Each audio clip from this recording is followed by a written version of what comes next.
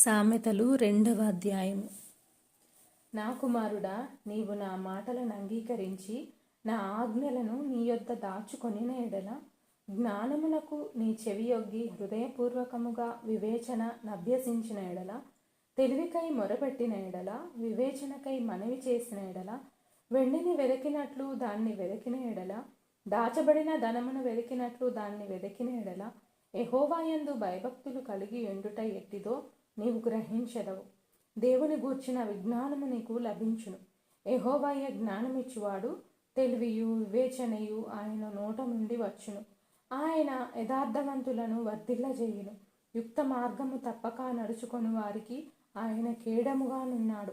న్యాయము తప్పిపోకుండా ఆయన కనిపెట్టును. తన భక్తుల ప్రవర్తనను ఆయన కాచును. అప్పుడు నీతి న్యాయములను, యథార్థతను, ప్రతి సన్మార్గమును నీవు తెలుసుకొందువు. జ్ఞానము నీ హృదయమున జొచ్చును. తెలివి నీకు మనోహరముగా నుండును. బుద్ధి నిన్ను కాపాడును. వివేచన నీకు కావలి కాయను. అది దుష్టుల మార్గము నుండి, మూర్ఖముగా మాటలాడు వారి చేతిలో నుండి నిన్ను రక్షించును. అటివారు చీకటి త్రోవలలో నడువవలెనని యథార్థ మార్గములను విడిచిపెట్టెదరు. కీడు చేయ సంతోషించుదురు.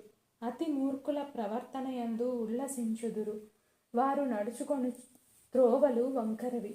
వారు కుటిల వర్తనులు. మరియు అది జారస్త్రీ నుండి, మృదువుగా మాటలాడు పరస్త్రీ నుండి నిన్ను రక్షించును. అట్టి స్త్రీ తన యవ్వన కాలపు ప్రియుని విడుచున్నది. తన దేవుని నిబంధనను మరచున్నది. దాని ఇల్లు మృత్యువునొద్దకు దారి తీయును. అది నడుచు త్రోవలు ప్రేతల యొద్దకు చేరును. దాని యొద్దకు పోవు వారిలో ఎవరునూ తిరిగి రారు. జీవ మార్గములు వారికి దక్కవు. నా మాటలు వినిన ఎడల నీవు సజ్జనుల మార్గమందు నడుచుకొందువు. నీతిమంతుల ప్రవర్తనల ననుసరించుదు. యథార్థవంతులు దేశమందు నివసించుదురు.